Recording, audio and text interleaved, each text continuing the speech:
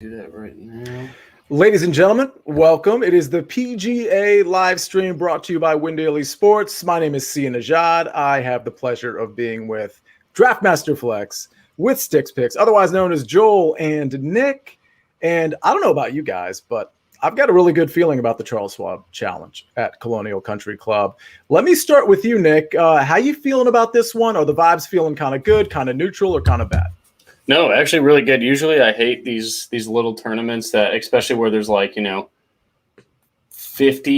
of the win equity is coming out of the top 7 golfers in sportsbooks. So it's it's very condensed because it's like choose your stud and then everybody's going to play the same value guys. But I actually love it. My model spit out a lot of guys I was hoping it did, and a lot of their ownership's pretty low. So I think I'm in a pretty good spot here. So we'll see, but I like it. Usually I hate these tournaments, so. Joel, how about you? And I have some commentary about what Nick just said. But Joel, how about you? How you feeling? I feel good. I think what I'm seeing and what I'm afraid is happening kind of throughout the industry right now is two things. One, I think there's more people playing DFS golf and getting into it more seriously. I think because of that, a lot of people are getting a lot of similar content. And I think what we're seeing is there's going to be a lot more chalk than we're used to. I think people are going after the same guys. They're looking at this, they're watching the same shows, reading the same articles, and we all kind of are looking for the same thing. So I think that's my biggest thing is there's some guys that I'm really dialed in on this week, but I'm pretty sure everyone else is too. So I got to find ways to, one, be different, but also just make sure you get those top, 6 or 10 guys. It's so funny you say that because I am also a consumer. We all are, I think, to a degree of all the content that's out there. Better Golf Pod, for example. I mean, the PME, First Cut Pod. There's so much good content out there, depending on what you want to listen to, how much time you have for. But Joel, what you just said is probably the most astute comment I've heard out of all of them, because I'm looking at the ownership, or at least the initial preliminary ownership of some of these guys, and I'm shocked. The chalk is super chalk. And even the guys that I thought would be just moderate chalk. Nope. Super chalk. So you're right. Everybody's sort of running to the same content, the same outlets. And here we are, having to figure out how to pivot. And that's why I love having Nick on, because I know, and Joel, you as well, I know we can appreciate the chalk. We sometimes play the chalk, but knowing where the pivots are, and I'm actually really excited about this tournament because I feel like I know where the pivots are this week more than most weeks. I'm really excited about certain pivots, guys in the 5, 6, 7% range that are good pivots off, your Corey Connors or your Answers or your Morikawas, or when you get down to the 7K range, your Chris Kirk. So we're going to bring you all of that. And so I'm really excited to do that. And Nick, what you said about, just pivots and chalk in general. I mean, I just think that when you are we have to understand this. When we are playing a big GPP, you definitely want to have a number of pivots. When you're playing a single entry or a cash game, it's definitely okay to play some chalk. And we talk about this in Discord all the time. There's a balance there depending on the tournament you're playing. So please understand that when you're in Discord with us, ask us those questions. Tell us what tournament you're playing, or what if it's a cash game, because that's ultimately going to be really important. Nick, let me start with you as far as this course is concerned. We're at Colonial. Things I'm looking at in particular are, strokes gained approach. I think that's going to be huge. The proximities I'm looking at are between 100 and 175. I'd like to have guys that are accurate off the tee as opposed to having distance off the tee. Around the green isn't really huge for me here. I've heard differing opinions there. And, putting's never going to be big for me, but, it's moderately priced, if you will, for me. Nick, am I way off? Is that sort of what you're looking at too? Is there something that I didn't mention that really stands out for you when you did your modeling? I did factor in a little bit more course history than I usually do. And then I was a little higher on around the green, but tee to green, man, everything tee to green, approach. I think you can ease up on off the tee. You don't need to be that accurate at this course. It shouldn't be very punishing. I weighted it very similar to if I look at my historic ratings and kind of just do whatever on Excel to search and see what it's closest to in the DNA of my Excel file, it really grades out closely to the Honda Classic, which we know that course is very volatile. There's a lot of water and stuff like that. So I think just going back, looking at the Honda Classic, seeing that some guys that did really well, I'll talk about one of them that no one's on this week. It's pretty much the same thing for me, just safer. So if there's some guys that blew up at the Honda Classic, I wanted to go back and see why. And if it's because of water on a couple of those holes, weather was pretty tough there too. The greens were really, really fast. There's some guys that did really bad at that course, but struck the ball very well, that I'm going to go back to this week. Gotcha. And Joel, now to you, I mean, it must be music to your ears that Nick said he's going to be factoring course history a little bit more than normal, because I know that's a big factor for you pretty much every tournament. With that said, of course, you're factoring that in. Anything else that you have been focused on so far? What I'm seeing this week is, off the tee is not going to be as big of a priority. I think it's relatively going to be safe. You don't have to worry about guys' driver as much. So more so than normal. I think I'm really kind of putting forth my priority on approach game, which we do every week, but it's like, I think maybe that might be part of the reason why we're seeing extra chalk, because we're doing that every week anyway. But like, you don't have to add that extra factor of, we're going to need to be hit greens. We're going to need fairways, or we're going to need extra drive distance. You don't. You really just want to find your best iron players, I think, this week, which is what we're always looking for. And I think that's what's drawing a lot of that chalk as well. Yeah, it's a good point. Let me just flash this up there. Nick, you want to talk about your 2 40-1 shots that were just unbelievable? I think you had 2 of them, right? That were just like plus 700 or higher, or something like that. I had Chan Kim plus 750 to finish top 40, and if anybody in the world had a Chan Kim ticket that was not from the Better Golf Podcast or Win Daily, please let me know, and I'd be honored to see if anybody else in the world was on. I think that's like, I've hit some monster bets in my life. I've also lost monster bets. Don't get me wrong. We all lose too, but I don't know if I've ever been more proud than the Chan Kim, because like all my friends like who don't watch golf, they're like, it's a PGA Championship, it's a major, I'm gonna mess around, and like, Nick, what do you take? And I showed them my betting sheet, and they're like, what is Chan Kim? They're looking at him like, I haven't seen an article on him since like 2011, or I think there's one other article in like 2016 about him saying how good Jordan Spieth is. So nothing about Chan Kim himself. And so that was awesome, and all my buddies were just laughing as he like barely made the cut, and then he shot so well Wednesday. I think he shot 1 over, but like his ball striking was amazing. He just had 2 really bad shots, and I think he took a double on 1. Then he went in the water on 17, as everybody did, and then the dude went so low on Sunday. I don't know if he actually was the lowest score on Sunday. Maybe Berger came up there. I think Answer might have been. Answer went nuts too, but I think he shot -5, and on that course and those conditions on Sunday, like, let's go like that. It was awesome. I could talk about that pick for days. Just to give some people perspective on that, that's like hitting like just a flat out outright of like DJ, for example, or Justin Thomas at like the Honda Classic, or like kind of like a middle of the road, like not a stacked field. It literally is the same odds, plus 750, that you'd get in a full field event with basically betting the favorite. So it's pretty spectacular. Did you have some back and forth with? Go ahead.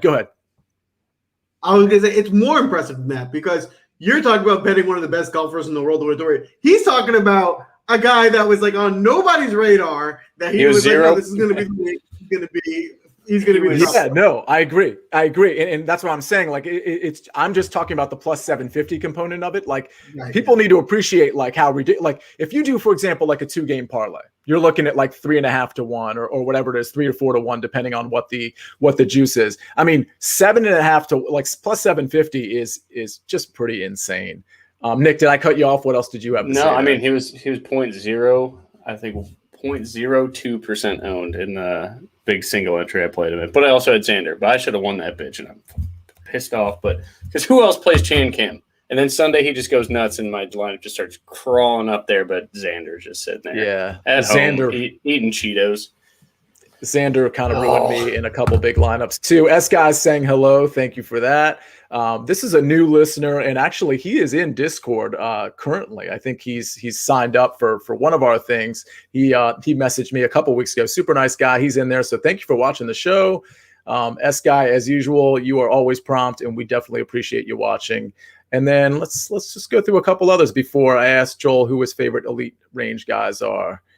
See ya, Joel. Love your work, gentlemen. That's, of course, I'm definitely, you know what? We need to see that one again, because I just want to make sure people that were watching on YouTube, see, there's a reason to watch on YouTube. I'm not going to read all these comments out. You got to come here. You got to watch. You got to see Nick's Team USA hat, which is pretty awesome. Let's see. Win Daily Sports is popping in here. Ryder Cup season. Fantastic. So listen, speaking of the Ryder Cup, we got a lot of good golfers in this tournament. And Joel, I'm going to start with you. We always start with the elite range. It's not a ton of people here. We got Daniel Berger, Patrick Reed, Morikawa, JT, and Jordan Spieth. I think the way builds are going to go here, you are able to pick one of these guys and then just kind of go down the tiers if that's what you want to do. You could certainly avoid this tier if you want to go super balanced. With that said, who's your favorite guy here? Who's second place? And if anybody wants to ask, who's maybe the third place guy here? So I do have a favorite by a wide margin. And my favorite golfer for this tournament, I already put a ticket and a pretty significant one on him to win it, is Collin Morikawa. I think this course sets up for his game pretty well in that, it probably won't be too much around the green for him to mess up, right? And if he's just striking his irons perfectly like he normally does and putting shots close, hopefully he won't need to make too many long putts because he'll be close enough anyway. I think he can really take this tournament down. So that's going to be my number one play by a wide margin. And then following that up, Jordan Spieth has just been playing too well to completely fade. I don't love that he's the highest priced golfer, but as well as he's playing, I see it being profitable playing him. So totally okay with him. And the last one in this range, and it's more just because it's the overall value, is Daniel Berger at the lowest price point. In this field, he is pretty elite. So I think you can kind of squeeze him in still and still build some pretty competitive balanced lineups. So those are the three I'm looking at, but it's definitely Morikawa by a lot for me this week. And Nick, I'm about to kick it to you for a top three. The one thing I do want to mention, I probably should have led with this when we were talking about the course. We kind of jumped in right to the strokes gain metrics that we're going to be looking at and certain parameters. But know that this is a par 70 and it's 7,200 yards. And the reason that's important, it kind of brings the entire field in, and that's why I personally said, I'm kind of looking for accuracy. And you guys said, well, distance off the tee isn't as big. It's always going to be good and beneficial to be long off the tee. But in this case, the short hitters are absolutely in play, which isn't going to matter when we're talking about the elite range because all these guys can really strike it. But when we're getting down to that 7K range, maybe 6K, 8K, they're going to be guys that, classically on a longer course, maybe we wouldn't be as high on. But I did feel like I needed to mention that. Nick, we are in this elite range. Who's your top guy? And if you have any other guys you like, please let us know. So 11 and 10K? Yes. It's going to be Morikawa for me by a long margin, and then Justin Thomas. I'm not going to play Patrick Reed. Jordan Spieth I always love in Texas, but the ownership's pretty crazy. I know so is Morikawa, but the savings at Morikawa just make my lineups a little bit better. I don't think I'm going to touch Berger, unfortunately, but he did grade out pretty well. But Morikawa, to echo what Joel said, he is far and away the number one in my mile this week. Berger's at number 10, so there's no value for me in the DFS perspective there. The one thing I'll say about Berger, I think he's better suited for these shorter tracks relative to what we saw last week with him. I know a lot of the community was on Daniel Berger for good reason, but I actually think last week was probably not the best course fit for him relative to this week. So I think if you're looking to pick up ownership leverage, it looks like, and again, it's preliminary. We got to wait for Stephen Pilardi's article, which is going to come out tomorrow night. This is Stephen piping in here, Ryder Cup. But with that said, it looks like the ownership leverage is going to be created, at least in this range, by Daniel Berger and Patrick Reed. So if you want to, say we'll throw away Daniel Berger, of course he made the cut last week, but he just wasn't very impressive. And then Patrick Reed made the cut, not only made the cut, but his Saturday and Sunday were actually really quite impressive. So if you're looking at Patrick Reed stats from last week, if that's what you choose to do, you may want to look at rounds 3 and round 4 alone, separate and apart from round 1 and round 2, because it is kind of a different ball game there. I'll tell you, I agree with you guys on Collin Morikawa. I think if there was any player, and this is golf, by the way, so it's probably not going to happen, but if there was a player to kind of run away with this thing, I actually think it would be Collin Morikawa, and that would be sort of dependent on him having a hot putter, which he is prone to do and prone to not doing. But the ball striking there, I'm obviously in love with, and I think he's kind of a good course fit anywhere, but certainly here as well. So Colin's my guy. I think if I had to give a second place, it would be Jordan Spieth and then Daniel Berger. I don't think I'm going to be on JT or Patrick Reed much. So that brings us to the 9K range. There's a lot of good guys here. I'm not going to read off all the names. Actually, I am. For this range, I actually am.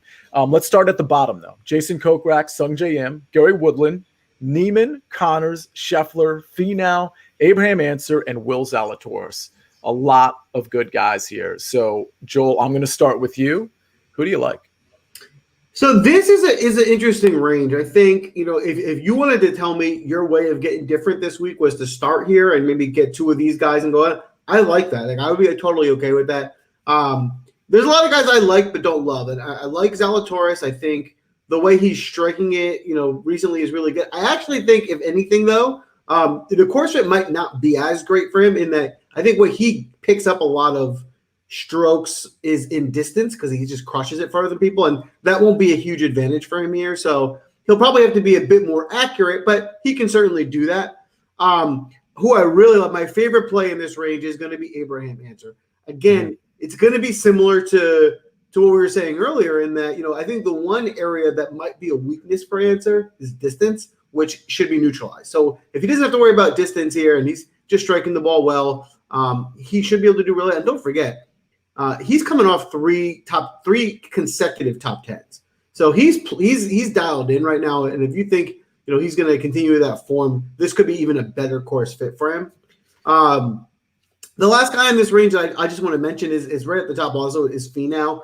Finau obviously has been a little bit hit or miss recently. In his last 5, he's got 2 top 10s and 3 missed cuts. So you don't know what you're going to get, but I think his upside is there where you can get top 5 from him, and he can be as good as anybody in the field. So of course in GPPs we're looking for upside. I think we can find that with Tony. Nice. All right, Nick, what do we got in the 9K range? I have 2 guys, and I'm going to play them everywhere, and their ownership is pretty much the lowest in this group. So I think that's what I absolutely love about it the most. Scotty Scheffler, Texas boy. I think in terms of outrights, this dude's priced at like 30-1 when he should belong right up there with guys. Corey Connors is at like 22-1. How is he a better outright ticket than Scotty Scheffler right now? That's insane. So I have him priced at 19-1 myself. So to see 30-1 out there some ways is great. So I'm going to load up on Scotty Scheffler. And then the other guy who fits this course extremely well, he did really well at the Honda Classic, Sungjae Im. Both of those guys are going to be under 10% owned. And I think both of them have elite winning upside here. And I think both of them are a lock for the top 10. Yeah, so it's funny. So I like Abraham Answer quite a bit for obvious reasons. I like Corey Connors quite a bit. I don't know that I'm going to be on Tony Finau, but I only mention Answer and Connors because they are going to be super chalky. I mean, these guys are going to garner probably more ownership than almost every other golfer in this field. So with that said, what you want to pay attention to is these pivots that Nick mentioned. I think Scotty Scheffler is a really smart play. I think Sungjae Im is a really interesting play too. My pivots in this range, and don't get me wrong, I am playing Abraham Answer and I am playing Corey Connors, but my pivots are going to be Gary Woodland and Jason Kokrak. So I want to kick it back to you guys. Are either of those two on your radars? And Joel, I'll start with you. So my stance on both of them was when I started kind of doing the looking ahead at the week before the prices and everything came out, I think they were both guys that I was hoping would be my kind of sneakier plays. I just think, they're a little bit overpriced. I would have liked them, $500 to $600 cheaper. At this price, I think I'm paying too much of a premium, so I'm not in on them. Nick, I want to ask you sort of a corollary to what I asked and how Joel answered. When you have a player, because I answer often the same way Joel does when I'm like, they're a little overpriced, and you're trying to work your money like you're trying to work your money. But with that said, if the overprice is going to get people off of a good golfer, does that sort of change your mind a little bit? Like, oh, well, the overprice is actually helping me because I'd rather the leverage than the price reduction in going to a different player. How would you approach that? It would depend on the golfer for me. Like when I see Jason Kokrak and Gary Woodland, if it was Gary Woodland of like 3 years ago, then that exact situation you just brought up, I'd be all about right now. But I just look at they're literally ranked 21st and 22nd in my model, and they're priced 13th and 15th, give or take. And so to me, it's just like my rule is I can't play them unless they're like 0% owned, or if there's someone that I think has sneaky winning upside. I don't think either of these guys check that box for me. I don't think Kokrak has what to win in this field, especially.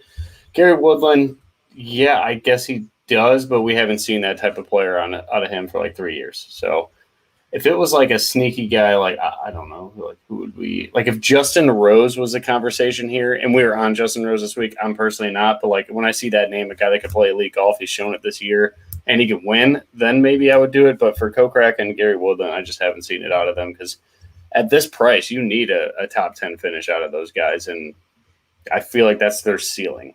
So yeah, to me, I'm not in. I will say this about Woodland. I think the approach game is really, really coming around. If you go the last 24 rounds, which frankly, the last 24 hasn't been his best golf necessarily. It's probably more like the last 12, 16. He's 19th in this field on approach. So there's something to be said for the sort of the upper trajectory of that. And off the tee, he's been kind of weird off the tee this entire year, but this is a situation where he's probably clubbing down is my guess. And so he's going to be able to put it in the fairway and not. So those are just some things to consider. Some of these guys that aren't accurate, they're probably going to get it in the fairway anyway if they club down. And I do like what I'm seeing out of Woodland from an approach standpoint. So between those two, I probably like Woodland a little bit more, even though he's way lower in my model. But I just kind of wanted to point those guys out. I think they're. I would agree with Woodland. I would agree. If I had to choose out the two, it'd be Woodland. But to your point, I think Sung Jae is a great pivot too, because you're right. It's going to be 10% or lower for Sung Jae M. All right, so let's get to the 8K range. This is about the same size as the 9K range. There's a couple super chalky guys in here, well, one or two in particular. But before I mention their names, Nick, I'm actually going to start with you this time. In the 8K range, who do you like? I got to love Charlie Hoffman. The guy just gets it done for me at week in, week out. He is a top 40 machine. That was one of my biggest tickets last week was Charlie Hoffman. I meant to put the hammer tweet on him like I did the week before with Noren. I forgot. I'm sorry. But he's going to be one of the most popular players there is, but he grades out 4th overall for me. So in terms of DFS pricing, I think he's like 20 something. So I have a massive edge in comparison to that. So I feel like I'm just going to eat the chalk there, and I'll get different with guys like Sungjae Im or Scotty Scheffler. And then I love Kevin Streelman. I don't know what else this dude needs to do for people to play this guy. Like, he's a short hitter, and he just tore up that course, respective to the field. And this course should scream Kevin Streelman. He's good on bent grass, I believe. And I did like Matt Wallace prior, but he's getting a little too popular for me. Talk about a guy that, his ceiling is top 20, top 10. Maybe I think it's like right around that top 15 mark. So if he has a ceiling game, he kind of just hits value. So I'm going to be out on him. I was just looking at Grillo and Harmon's ownership. Everybody else is going to be a pass for me besides Tringali. I think this is a week there where Tringali has shown he has top 5 upside. He should tear up this course. My models have got him ranked 12th overall, so right by Joaquin Neiman. So to see him by that type of name, that catches my attention. But overall, it's going to be Hoffman chalk for me. I'm interested in Billy Horschel if he stays below 10%. I think he's got elite upside here as well. He's already won golf tournaments this year, or golf tournament. And then Streelman. And I think Wallace is going to be a fade for me. Harmon is for sure a fade for me at 30%. I'm not going to go back to Philly or Kevin Na. I know Kevin Na has won here before, and Ryan Palmer is the biggest fade of the week for me. I have an interesting take on Ryan Palmer as a pivot, but I agree with the other fades for sure, including Brian Harmon. I will say this about Charlie Hoffman. I think you might have said he's a top 40 machine. He's actually a top 20 machine. 6 out of the last 7 tournaments, he's finished top 20. I mean, it's getting just kind of absurd how good of a ball striker this guy is. Just play him. Exactly. Not even just the ball striking, everything. This is a veteran golfer who can find his way pretty much around any course, particularly this one. So I do like Hoffman. And before I kick it to you, Joel, I like Cameron Tringali quite a bit as well. He had the blow up round last week, which, by the way, if you run a stat model and you're doing kind of shorter parameters, let's say you're doing 12 rounds or 24 rounds, the 3 or 4 hole stretch he had last week is really probably going to affect the numbers. It was that bad that it's really going to impact how your model looks relative to Cameron Tringali. So that's just something to consider. I think he's a great course fit here. I think he's getting kind of overlooked. I mean, when you look at his initial ownership projections, I mean, there are some people on him, but it's not like he's 15, 16, 17%.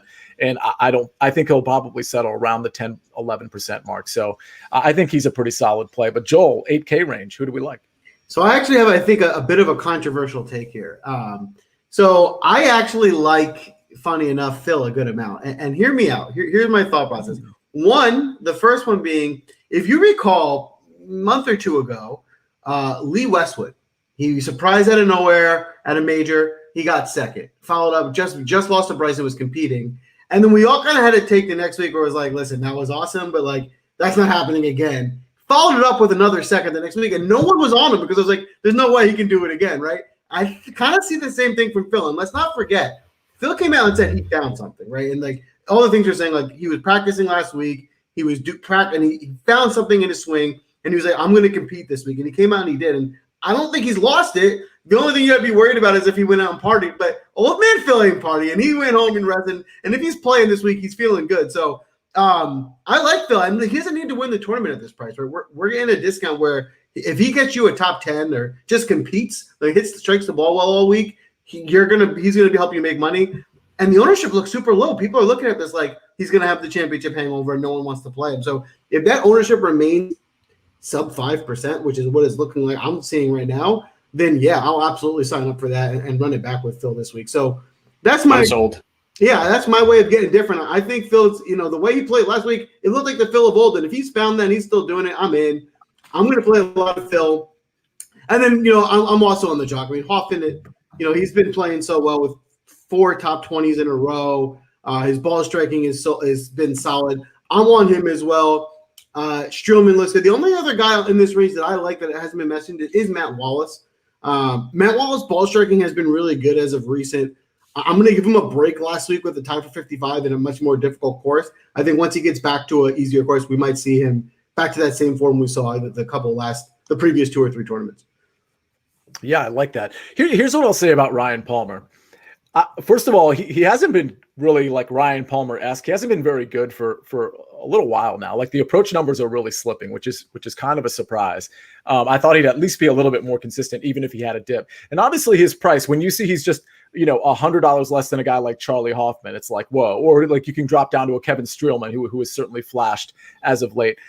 But I do still think Ryan Palmer has upside. I mean, I don't think his approach game just went away. I don't know if it's going to come back this week or not. I guess my point is, if it does come back this week, there's just not going to be a lot of people on him because he just hasn't been playing well. And there's other guys in this range that people are going to take.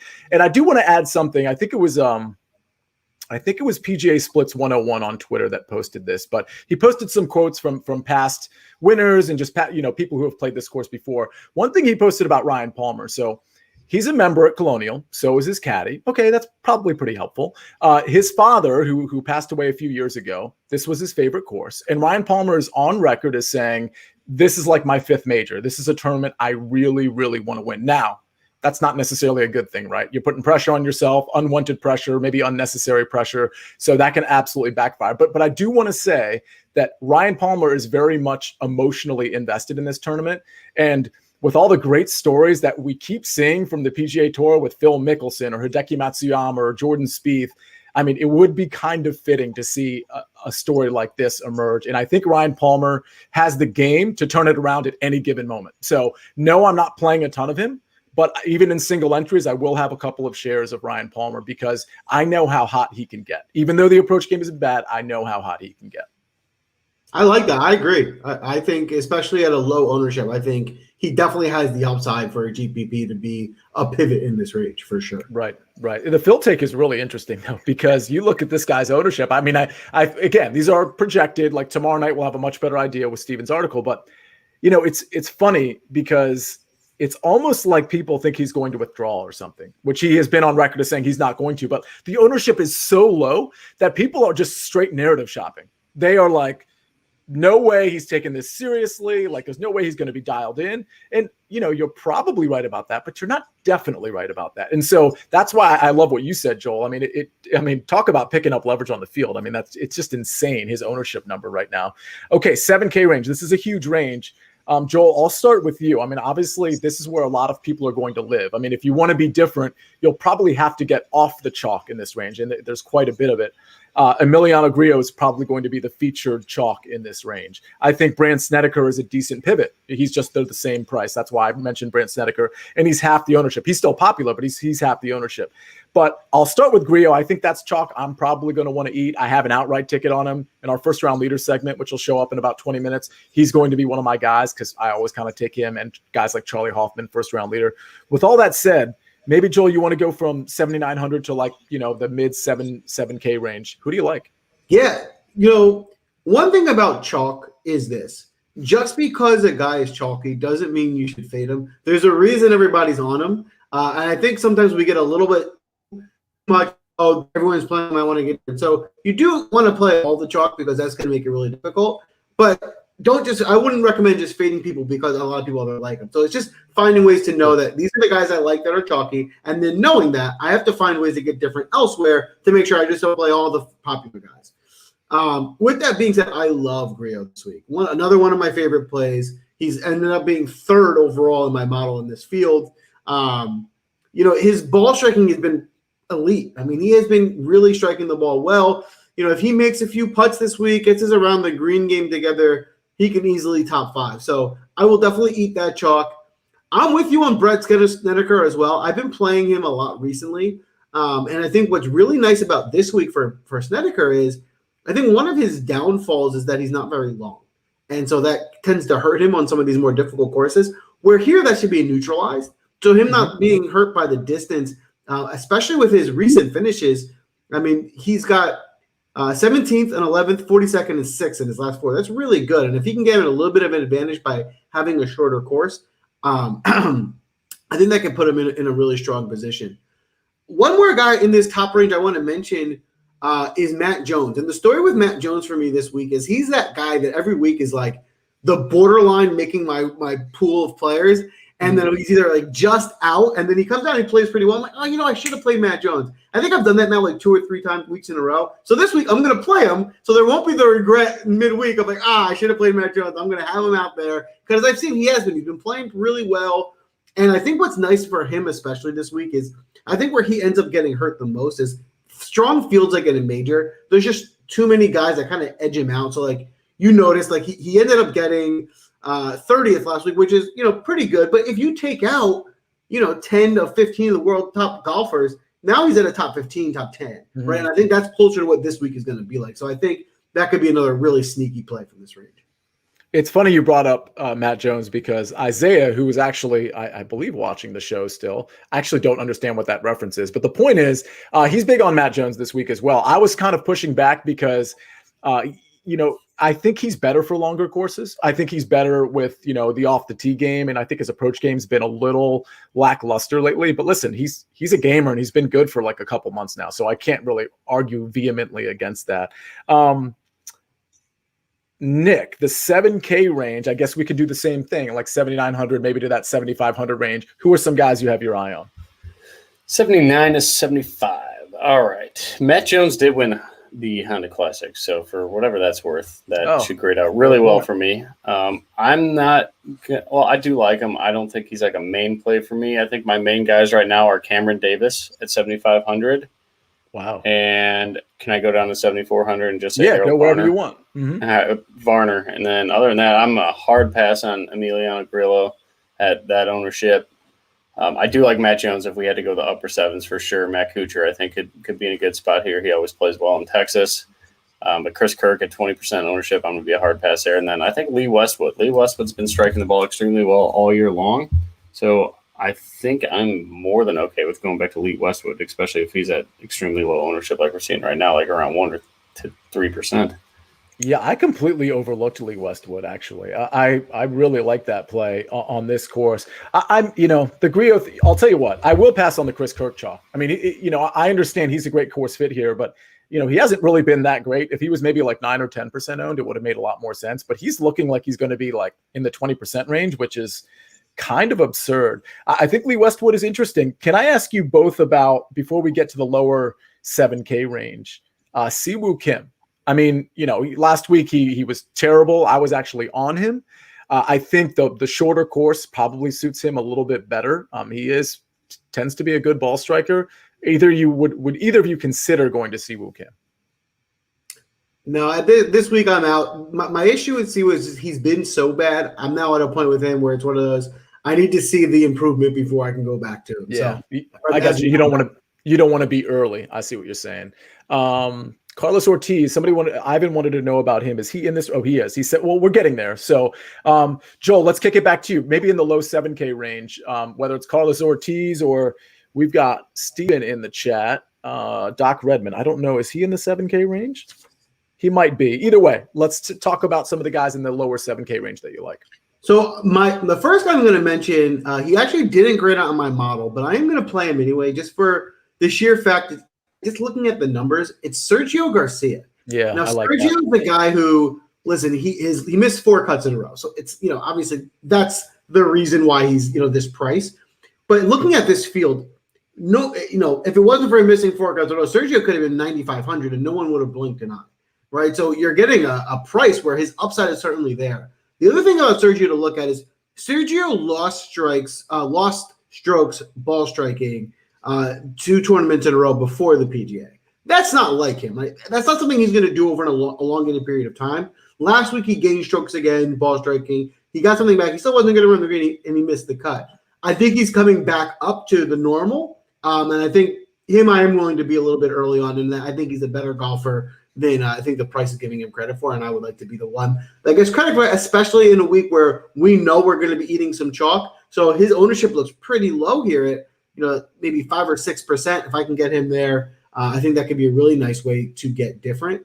Another guy I want to mention is Brandon Grace. Brandon Grace has sneakily been pretty competitive. I mean, he's making a lot of cuts. He doesn't get all that high, but again, same concept I mentioned before. He's playing in some tougher tournaments with a little bit stronger field. So I think he can maybe gain a little bit of leverage with a bit of a weaker field, maybe getting him up to a top 20 or so. So I like the way Brandon Grace has been playing. And then, I really like, this is a guy who's been a favorite of mine for a while, who we had to come off of when he kind of got to a cold streak, but he's starting to play better now. And it's Joel Dahman. At 7,400, he's going to be less than 10% owned. He had a couple of days last week where he was good. He didn't put together all 4. Like, I'll love him next week in Showdown. Like, one day he's taking some shots at him. I will play him for a week long as well, but maybe not as heavy for the full tournament. That makes sense. By the way, if you're playing Showdown this week, you might want to lean, especially if it's DraftKings, you might want to lean on guys who are starting on the back 9, because some of the easier holes are the back end of the back 9 and the front end of the front 9. So you're going to get that potential wraparound birdie streak. You can play it the other way if you really like a golfer, but as far as the birdie streak goes, the odds are you're going to get it from guys who are starting on the back 9. I'll kick it to you, Nick. Who do you like in the 7K range? There's a lot of guys here. 3 guys. It is. Well, I already talked about Cam Davis and Harold Varner. So 2 guys. Actually, let's go 3. Hell, why not? Lucas Glover. Guy is gaining almost a stroke and a half off the tee to green over the past 45 days. Love him. Russell Knox, my model always loves him. I don't know why. I can't quit betting on Russell Knox for the most part. I don't necessarily play him as much in DFS, but I always bet on him. And then CT Pan. I absolutely love CT Pan this week. He got 3rd at the Honda Classic. He just blows up my model. I don't know why, but I'm just going to trust it. Let me actually try to figure out what is pushing him so high. It is also the tee to green. Oh, yeah. Almost 2 strokes gained tee to green over the past 45. So recent form is going to be really good. I like that, and he's good on short courses. I guess honorable mention to Johnny Vegas, but there's nothing really sexy with Johnny Vegas. I'd rather have CT Pan at like 0% ownership for sure here. Yeah, I like that. I haven't really looked into CT Pan. I just looked at where he is on my model. It's not great, but I do really like Lucas Glover. I mean, he's top 25 in my model. He's been sneaky for a while now. And on this type of course, I think he's actually going to surprise some people. I like that one a lot. And I love Russell Knox. He's in my initial picks article. And he was one of the guys I was able to kind of finally point out, hey, this guy isn't chalk, as opposed to the Abraham Answers that I had listed in the Emiliano Grios, for example. He's been really good as of late. He's made 3 cuts in a row. His approach game has been sneaky good, and it's especially good in the proximities that we're concerned with, 175 and in for the most part. So I think Knox is like a really, really solid value pay. The only other guy I'll mention, and by the way, feel free if you guys have an opinion on Doc Redman or Carlos Ortiz, because those are questions in the chat. But the only other guy, and Joel, I'll ask you this. Do you like Matthew Naismith at all? I mean, he's classically just going to be really good on approach and probably bad with the short game. He shouldn't have a problem getting it in the fairway. I just think he can get so hot on approach that at 7,300, he can do some damage for you. What do you think? So I'm going to be hesitant with Naismith. I'm not going to fade him. I do like him enough where I'll make my player pool and I'll play him, but I'm going to make sure I keep the percentage low of how much I have of him for this reason. I think he's overrated for this reason. He does strike the ball really well, and he's going to have those ball striking numbers.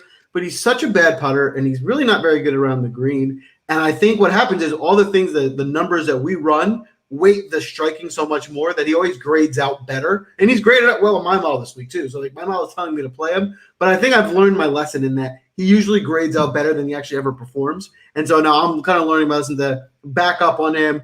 I got to see him actually, like, it's one of those, a more extreme version, if you will, because this is going to be a little bit insulting to Finau, of Tony Finau. Like, while the ball striking numbers are there, he doesn't have that gamer. He can't win. He doesn't put it together. Kind of, I mean, realistically, it's kind of like me. I stink at golf. Every time I go out there, even when I hit great drives and irons, like, I never score well. I always find a way to mess up. I kind of get a feeling that that's kind of Naismith as well. So is that the same logic can be applied to a super low owned for the first time in a long time, Doug Gim? Is that the same reason you'd probably be off Doug Gim? Yeah, it's similar. Very similar logic. I agree. I like Gim a little more. I just think he's a little bit better, but you're right. They are very similar. They'll both be guys that maybe I'd play, 5 to 10% of my lineups, give them a little bit of chance, but definitely don't want to be overexposed. Gotcha. Nick, same question for you. Any Doug Gim, any Matthew Naismith? I mean, I only bring up Gim because he's finally not chalk. It's been a while. And so he's lower priced and he's going to be under 5%. Any consideration with him or Naismith? No Gim Reaper for me this week. I'm sorry, folks. And Naismith, no. I've been there, done that. It just never works out for me. And like Joel said, the putting is so bad. You could be the best approach player ever, but if you're not getting tap-in birdies, and he's not just going to get tap-in birdies all week, I think the field surpasses him. I think he misses the cut, actually.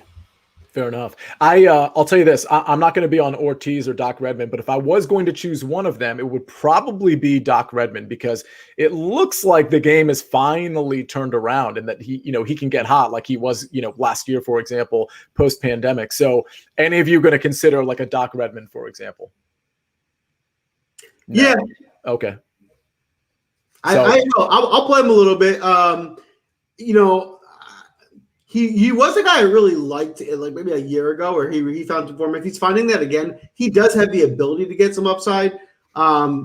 I don't love Doc Redman as a golfer, so I won't be overweight on him. But yeah, again, he'll probably be in that same family for me as your Gibbs and Naismith. It's a very small percentage. Yeah, I gotcha. Okay, so let's go to the 6K range.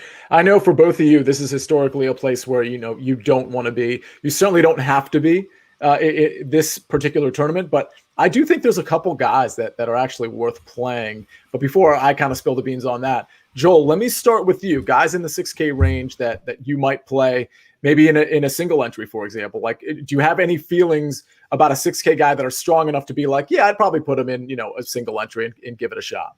So with me, I weight course history higher in the 6K range. I want to find guys who aren't expected to do well and who has done well here before. Those are the guys I want to target. So coming down to the first guy that pops out for me is JT Poston. Now, JT's been hit or miss, missed the cut at the PGA, but he was 26th at the Wells Fargo, 54th at the Valspar. So he's kind of been in and out. However, his history here, he's got 10th in 2020. He missed the one in 2019, 20th in 18, and 41st in 17. So he's got two pretty strong results at this course, if that's something you want to buy into. Listen, you're not going to get – no one's going to be perfect on this range, so you just kind of got to find some of the value where you can get it. Another guy down here that I find interesting that if you might want to take a look at is Brian Stewart. Not a lot of upside, maybe better for like a cash game play, but he's made the cut here 5 times in a row. So he must like something about this course. And his recent form is pretty good. I mean, the Byron Nelson, he's made 3 of his last 5 cuts. So I think Brian Stewart's another guy who could maybe be a value if you're looking to drop down to this range. In the 6K range. The last 6K range guy that I want to mention and throw out there is Andrew Putnam. So Andrew Putnam was a guy who I was really high on 3 or 4 weeks ago. He was playing really well. He's lost some form more recently where he's missed 4 of the last 5 cuts. However, he's been playing in some tougher fields, so making an excuse for him there. He also has a tied for 3rd and a tied for 20th here. So he's shown the ability to play well on this course. Fair enough. Nick, what do we think about the 6K range? Any of them making your pool? Yeah, I like Brian Stewart. I didn't think anybody would talk about him, so damn you, Joel, but that's probably a good thing. There are a couple. I like Michael Thompson, and I hate Michael Thompson, but my model likes him for some reason. It's not like he's gaining that many strokes, tee to green, approach around the green. I don't know what it is, but likes him. But the three that I really like, I think Joseph Bramlett is starting to play some of the best golf of his life. That's another 1 to 2% owned guy that I think is coming off a top 10 at the Byron Nelson. And then Richie Wierenski, he's just one of the best putters in the world, so he can always score at 6,800. You kind of got to keep that scoring equity in the back of your mind. And the last guy I like, Luke List. I like a ton. He's going to be 0% owned. He grades out total for me at 28th overall, and he's like 70-something in pricing. So he shows up as like the best DFS play for me and a GPP perspective. And let me the dude is, what is he? 1.6, 1.7 pretty much over the past 45 days, strokes gained tee to green. This guy could play. His approach game is positive, around the green positive. The only downside is he's been losing strokes putting a little bit. But again, I don't think putting is that big of a deal. Is if you're around the green and approach is going to be that elite. I think Luke List is you should tear up these par fours at least. So I'm going to agree with you guys on Brian Stewart. He wasn't on my radar, so I'm not going to pretend he was. But, I mean, he does look like a pretty smart play, a good course fit. And I think Michael Thompson's a really good course fit as well. You know, he was a lot better at the very beginning of this year, maybe late last year. He's kind of fallen off. But, again, when it comes to a course like this, I really like the idea of having a good course fit sort of rebound with respect to his game. And I think Michael Thompson is one of those guys. Tom Hogue is a guy I like as well. Now, he's missing more cuts than he's making, but last 24 rounds, he's 10th on approach. I mean, it's pretty good. And so if you're trying to focus on approach, obviously Tom Hogue is a guy you want to look at. The problem with him is he sort of sucks everywhere else. Now, off the tee isn't going to be a big deal for him, but just like Matthew Naismith, just like Doug Gim, the around the green game is bad and the putting is really bad. But Hogue is the type of guy that can just really get hot for a couple rounds in a row and really pay off his DraftKings price if he makes the cut. So I like him. Wierenski I like as well. There's one other guy I want to mention. We talked about him a bit on the first cut on Monday on that DFS show. He's made 9 cuts in a row. 9 cuts in a row, which, by the way, is the 4th longest streak on the PGA Tour. And his price is 6,200. Guys, if that's all the information you had, if I said, forget about looking if you don't already know who it is. If I said this guy's 6,200 and he's made 9 cuts in a row, and these are like, it's not just Corrales, Punta Cana, and the Puerto Rico Open. Like most of these are legitimate tournaments. Whaley, it's got to be Whaley. It's got to be Whaley. And I guess my question is, it was all so yesterday on the first cut, it was referred to as almost like a glitch. Like, that doesn't even make any sense, because if you scan the recent history of anybody in the 6K range, for the most part, it's going to be, more missed cuts than made cuts. It's certainly not going to be a string of 4 or 5 made cuts in a row. That's just not what you see in any 6K range. This guy, who nobody knows because he's never on TV, is he's going for his 10th made cut in a row. I just feel like that's enough. I understand it's almost like rudimentary to think about it this way, but I almost think that's enough info. Like, you don't need to know anything else. It's obviously a value play at 6,200 if he's making that. And by the way, it's not like he's finishing like 61st and 57th. Like, he's finishing in the 20s every single time. It feels like a cheat code, which I understand. I just jinxed the whole thing. But am I wrong, Joel? I'll start with you. Am I wrong about that? No, that's the point that you just made last was the one I was going to make. Is it's not like he's getting 40th, 45th. He is getting 20s finishes, which, that's complete. You can win a tournament with him in your lineup in the 20s. Right. Like, totally fine. He doesn't need to be higher than that. So there is enough upside with it at 6,200.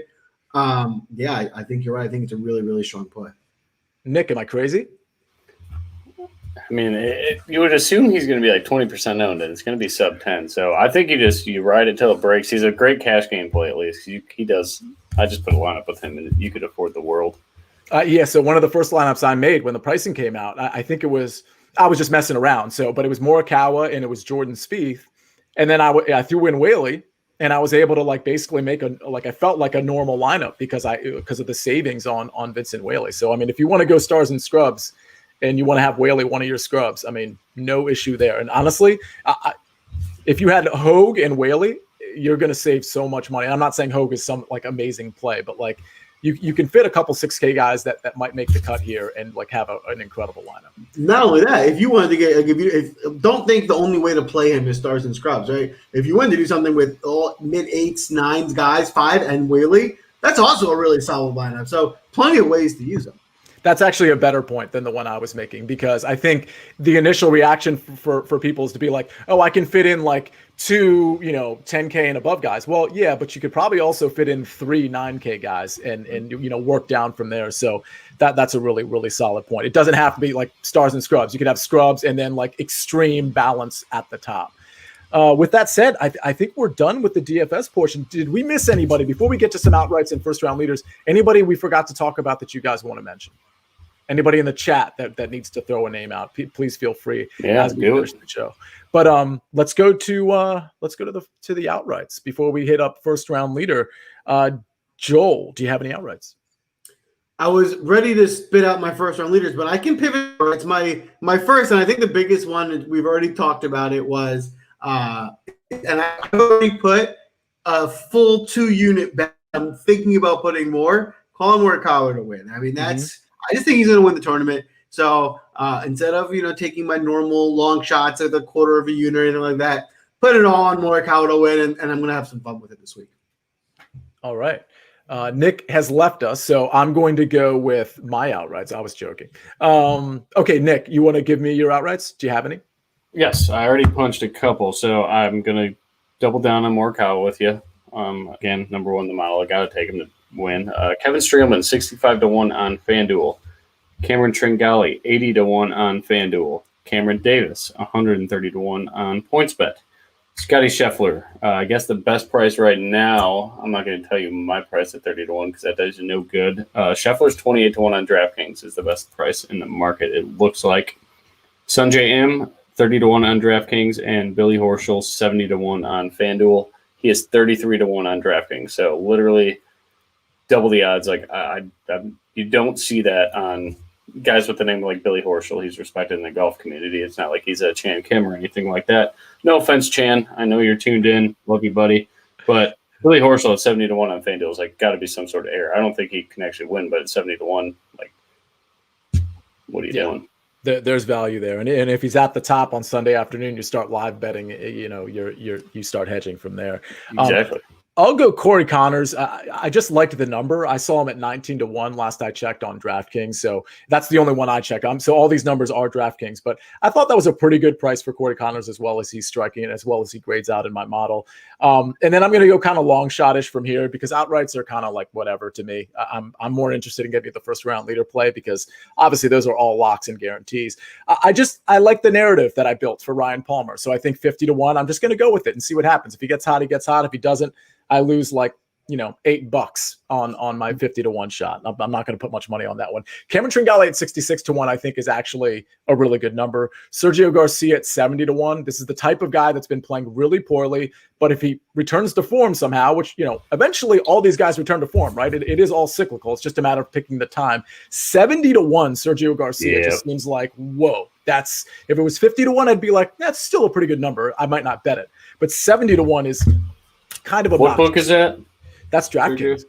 Sergio. So that's as of like a couple hours ago. So, I mean, in terms of that Billy Horschel conversation, which, Horschel's been a little bit better than Sergio lately, but it's still neither of those guys in this field should be in the 60 to 70-1 range. And the last guy I'll mention for an outright, I guess this is my fifth guy, is Russell Knox. I don't really think he's going to win the tournament, but 110-1, the way he's been sort of like getting better and better each tournament the last month or so, I could see it. I could see if Russell Knox was ever going to win, it would be on this course. So I like Russell Knox at 110-1. And that's that. So let's go to first round leader. Joel, any first round leaders? Yeah, so we're going to have some fun this week with the first round leaders. We're going to go with a super long shot with our first play. We're going to start at 150-1. And it's Benny Inn. Benny Inn has shown the ability to go super low. That's what you're looking for with your first round leader, right? He's very volatile. He can blow up. He can be as bad of a scorer as anyone, but he does have the ability to go out and shoot a 64, 65 and have that low round. Then 150-1, it's worth taking a couple bucks on it and seeing if he can do that on the first day. Another first round leader, another long shot, not quite as long, not quite as, ridiculous for lack of a better word, is Tom Hogue. I know, Sid, you mentioned him earlier. He just tends to he has like a first round flair to him. He tends to really show up in the first round, and then he kind of crumbles as the week goes along. So that's the way to bet Hogue, in my opinion.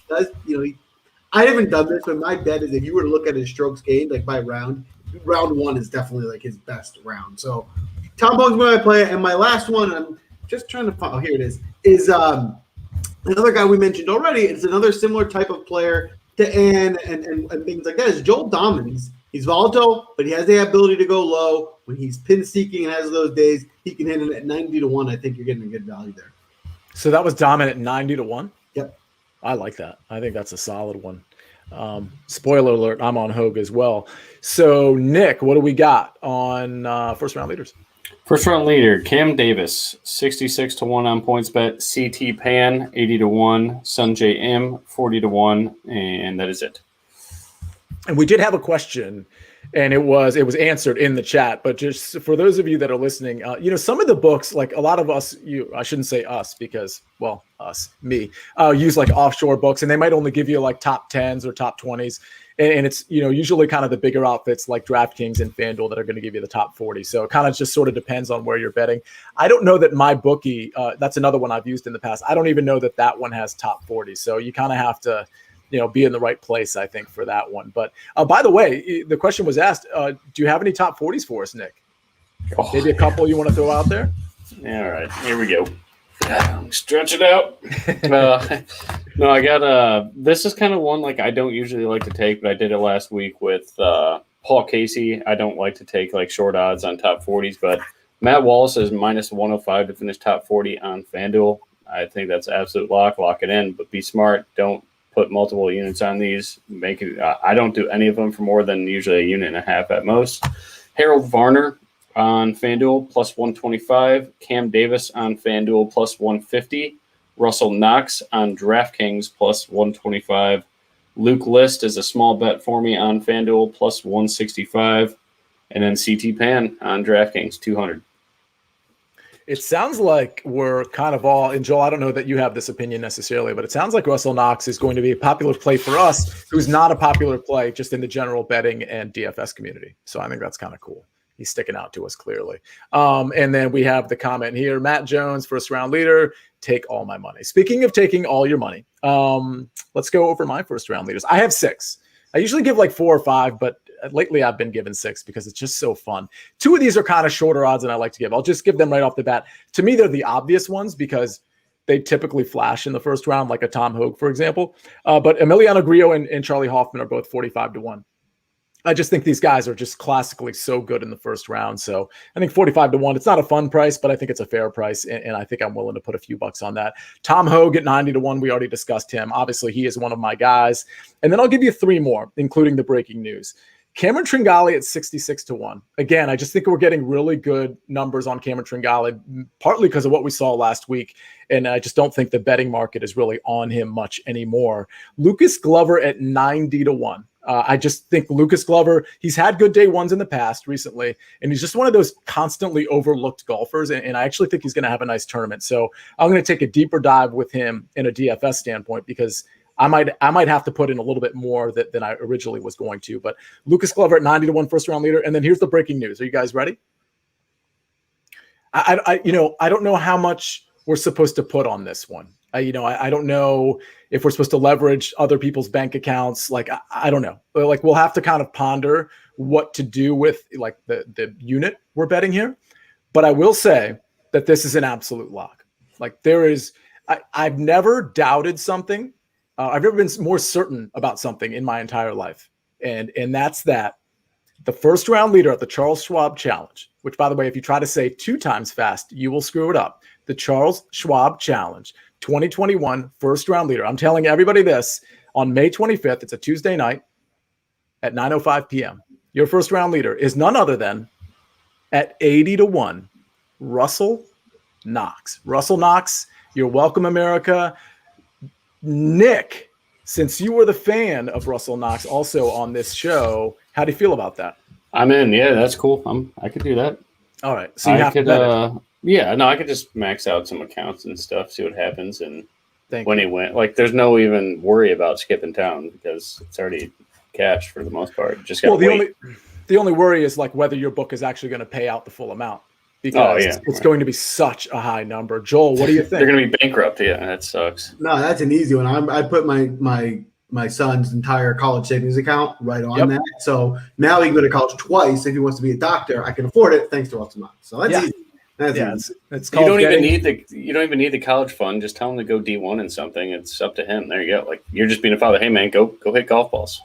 No, that's right. That's right. I've got this iPhone. There's no cover, so it's probably $20 less value. But I mean, I could put that on eBay or whatever the kids are using these days, and just throw that amount on it, which is like $600-700 I could probably get for this iPhone 11. So I'm going to do that. I think Russell Knox is an absolute lock. I think it's a done deal at this point. Yeah. Yep. Gentlemen, that is our show. We don't have any more questions. If you do have questions, you get into Discord and we answer them for you. I will say this, for those of you that are still listening, there may or may not be a weather edge tomorrow. So you are going to have to kind of, right now, I think if there is a weather edge, it's with the Thursday AM, Friday PM crowd. But the weather edge is so negligible right now that I don't know that you need to worry about it. But that might change. And if the gusts get more severe, let's say, Friday morning and Thursday afternoon, then we might have a different analysis there. So pay attention to that. And then, of course, get in Discord and ask us any questions you want. Joel, go ahead. Yeah, I'll just add one quick thing on the weather edge. Well, if it's negligible, obviously it's negligible. But if there ends up being an edge, another thing to keep in mind is typically, even with the edge, it doesn't end up being every single guy is from either the morning or afternoon. There's still a mix. So all that means is weigh maybe the tee times heavier, play a little bit more of those guys, but don't just make it exclusive. I'm only touching afternoon guys, because that's not typically how it plays out. Yeah, unless it's like an extreme, weather issue, then you might want to stack it. But no, that's absolutely true. If you love a guy and he's a great ball striker on this shorter course, play him. Unless there's unless you're looking at 25 mile per hour winds with 30 mile per hour gusts. And the other part of it is, looking at, 10 mile per hour winds with 0 gusts. So, but take a look at that. It can get windy in here. So we'll be on that. I know Steven gives us kind of like the final weather report around 8 or 9 o'clock, which is a few hours after he issues the ownership article, which again, you can find on windailysports.com. We're doing all the sports, everybody. So hopefully you're not just in the PGA Discord, but you're in all the Discords. Everybody's killing it. I mean, I'm not just saying that, like the MLB team is absolutely destroying it. The NASCAR team recently had a huge win. Everybody's kind of winning right now. So ride the wave. Gentlemen, any final thoughts on the Charles Schwab Invitational Challenge, the invitational that I just made up? Any final thoughts, boys? Just that sports. Yeah, sports and Team USA. Oh, that's amazing. But, the thing is, though, that's all well and good, but sports.